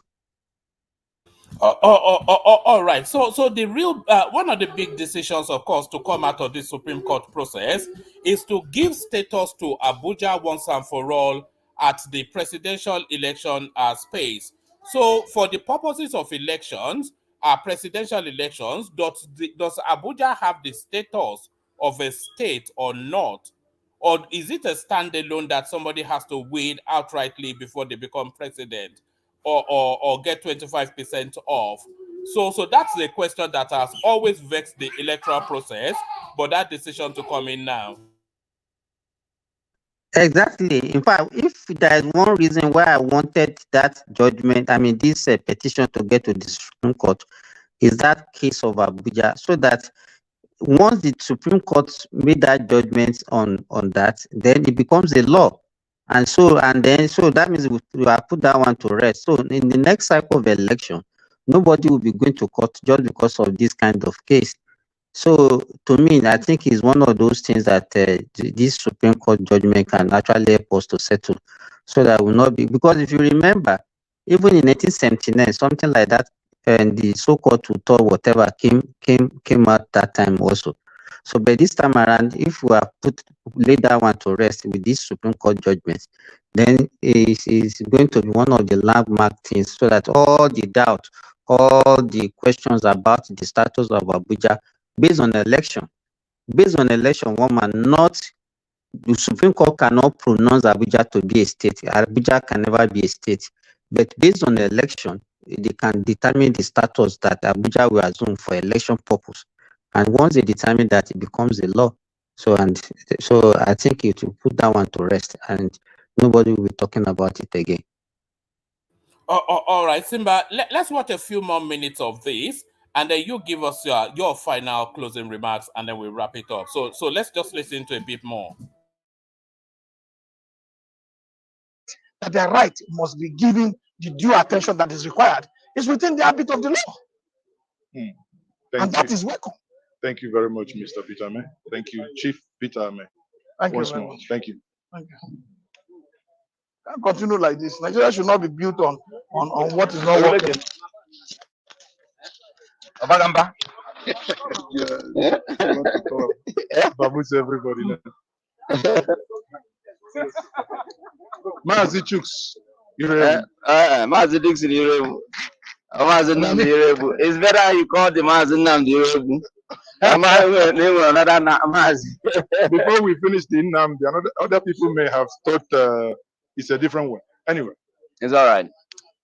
Nice. Is not a negative name. It's a beautiful name. Wonderful name. Spectacular name. Yeah. So nice to have you at the Supreme Court. Thank you. It's a pleasure. So what's your view so far? Coming in, you saw a lot of security, as usual, or did you expect anything different? Yeah, expected anything different. First, the Supreme Court shares the same environment with the villa. Yes. So it's expected naturally, therefore, that the security will be a lot more stricter than what it was, and it was really. But getting here to now know that there is even a decision on, strictly to follow the list and all of that before you can get entrance and all of that is the Supreme Court. We didn't expect anything less. But I thought, with the kind of public interest that this has generated, and indeed that the Supreme Court, being the final arbiter, should be a lot more flexible and allow the interests of the Nigerian people see justice, on its journey. Let it not be evasive. For once, can't we just function as sane, intelligent, human beings? Must we do everything like it's some secret? It's not a secret. Whatever process that we're asking for, we're here because we want the good of the nation. So the Supreme Court ought, for me, from my opinion, ought to have been a lot more flexible than what I'm seeing. But let's see how it goes. I hope that this whole processes will eventually give us justice. That's what's important. Let it give us justice. That's what the Nigerian people want. So, so far, you have seen some prominent people, go into the courts. We've seen Ganduje. We've seen your good friend Nehu Ribadu. Yes, the chief of staff to the president too. I Yeah. saw them. Of course, And they are the the boss. They are the big boys in town. So So they naturally, of course, have access. they're all now inside the court. Yeah. What is your expectation coming out? What do you expect will happen in court today? I had a conversation with Vincent Otokubu, who is one of the legal representation of the Labour Party. He is of the opinion that Nigerians might even be surprised that today the Supreme Court may even deliver judgment. That is not only hearing, that they can hear and deliver judgment and say, their reasons will be given later. But having followed keenly as a keen observer from the appeal court to here, what do you, as a Nigerian, expect? Listen, the truth is that I'm a Nigerian who has lived almost all his life in Nigeria. So I'm not one of those Nigerians who eloped and eventually probably found their way back home. No, I am thoroughly based here. So I'll tell you that this is our story. The worst we have seen in Nigeria is that we had a president who the Supreme Court affirmed his presidency even when his identity and his school cert as he presented was questionable. And that president served for 8 years and nothing happened. So heaven didn't fall. You see, but this one is a peculiar case. We have a case here of integrity. We have a case of forgery here where the number one citizen of the nation, who is supposed to be the marketer in chief of the nation, is said to be a forger, is said to have questionable educational certificate and all of that. And so for us, first of all, that is something that should concern all Nigerians, including their law justices, because they are Nigerians first before being judges of the Supreme Court. So that is the case here.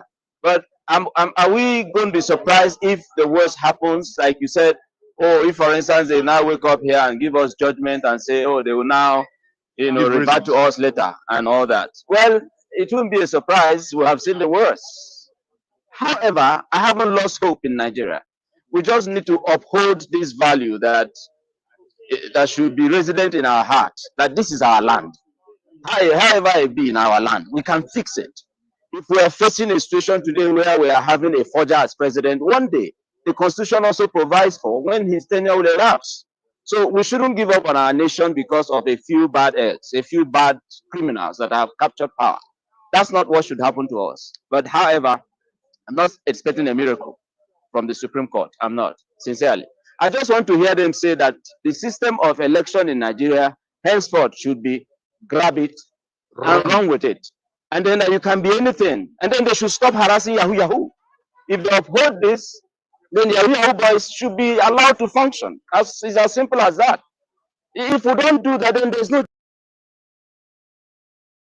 All right. If there's any Yahoo Yahoo taking place, I think we already know where that Yahoo Yahoo is coming from. Because, of course, Wale Soyinka told us. So the Yahoo Yahoo taking place, we know where it's coming from. These recent elections, It's unfortunate that because the two things happened. First of all, one party took over the labor movement, which is one of my favorite movements also. And then it became a regional party more than, whereas it was a marvelous breach into the established two camps. Peter Obi achieved something remarkable there, that he broke that mold. Yes, however, he did not win the election. In addition, my own organization has a monitoring unit. You know the one I'm talking about. And so I could say categorically that Peter Obi's party came third, not even second. And that the leadership knew it. But they wanted to do what we call in Yoruba, Bajue. That is, you know, you have.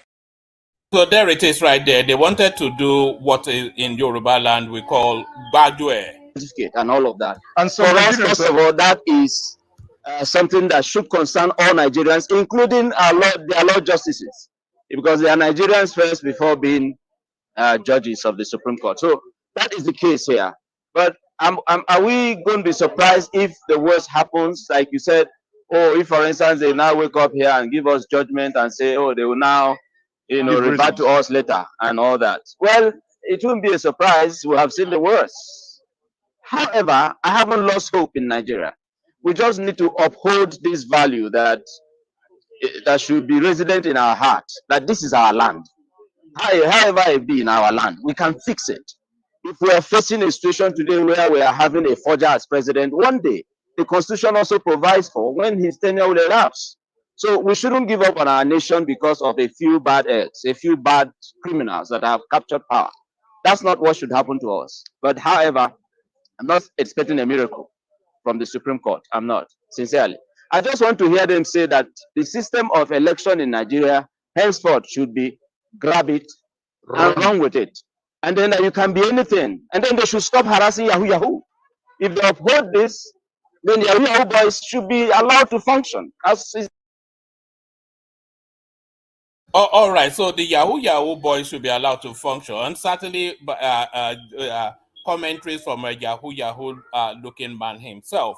But let's welcome Remy to make his commentaries, and then after Remy, Simba can close it off with a final comment, and then we wrap it up after that. Remy, good to see you. Okay, good afternoon from here. I've not been following the proceeding because I just returned from work. So I thought you had doing. But what I've learned is that the APM case has been withdrawn and has been dismissed. This man you are showing the video, in fact, I don't know who is interviewing him and in front of the Supreme Court.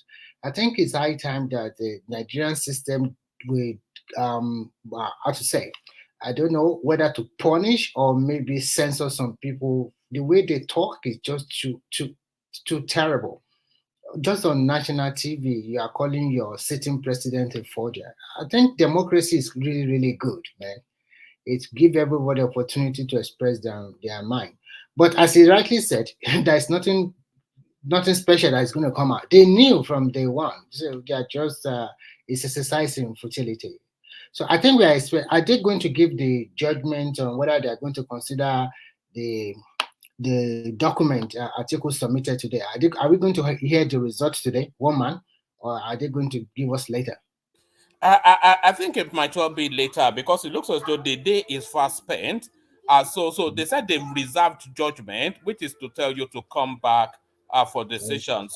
So they've not indicated that they're admitting Atiku's new intro into the proceedings. I don't think that. I don't know, but well, we shall see. But not Remy, do you think did they have that time to even investigate that? Because they don't have. You can say how many minutes they don't have the time. That's it. Yes, they didn't even give you up to 10 or 15 minutes. Just plead your case and get out. Okay, it's just. I think the lawyers are smart. It's just for them to make more money. At the end of the day, 10 or 15 minutes. What are you going to say? to prove the case that you approved for almost 3 or 4 months at the Court of Appeal, and Because nothing if come they out of it. if they want to prove this so-called forgery that all of them are running about with, it's going to take months. It's not something Do that they you know can prove within 2, 3, 4, 5 days. the Supreme Court, the one that led them, Justice Okoro said, just on the newspaper I read that you have to put beyond reasonable doubt for the case, beyond reasonable doubt. So that means he's trying to tell them, go back to High Court and start from High Court before you come to Supreme Court. That is exactly what he's trying to tell them. For me, yeah, risk beyond reasonable. They are not the first person that we hear. So you should have started from the High Court.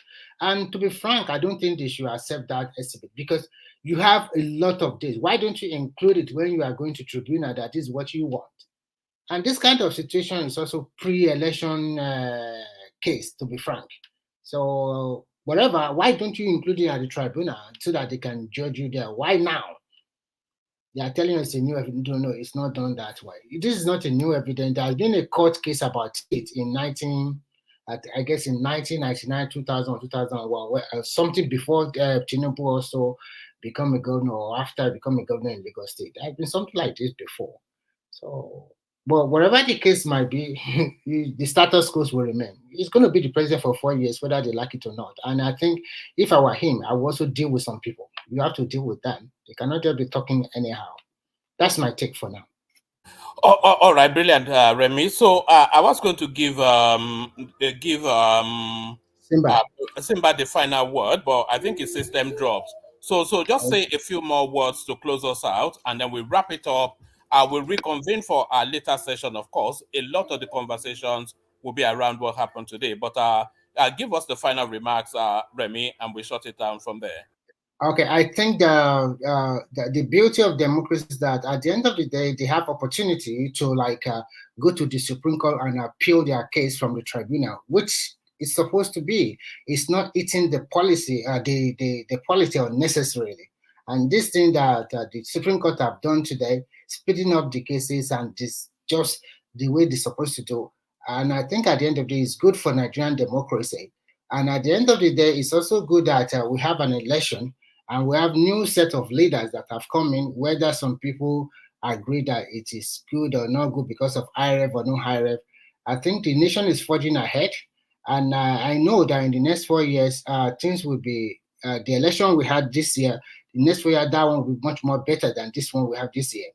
And I think at the end of the day, as more Nigerians are aware of their political terrain, I think it's also give the opportunity to select those leaders that's going to lead them in the future. And if all of us as Nigerians come together to support our country, I think it's going to be good news for everybody in the nearest future. That's my take. All right, brilliant, Remy. So I'm going to post a link in the comment section for an ongoing stream where we discuss all of these matters in even greater depth. So anybody that wants to continue to listen to this sort of conversations should click on that link. But we'll reconvene for the usual time at 10 around about 10 p.m. UK time. To then, after the end of the day, to sit down and digest then what transpired over the course of today. So thank you, Remy, and thank you everyone else. Make sure you join us for the letter stream. So we'll leave it here, carry the conversation on with you in the comment section. But here I say peace.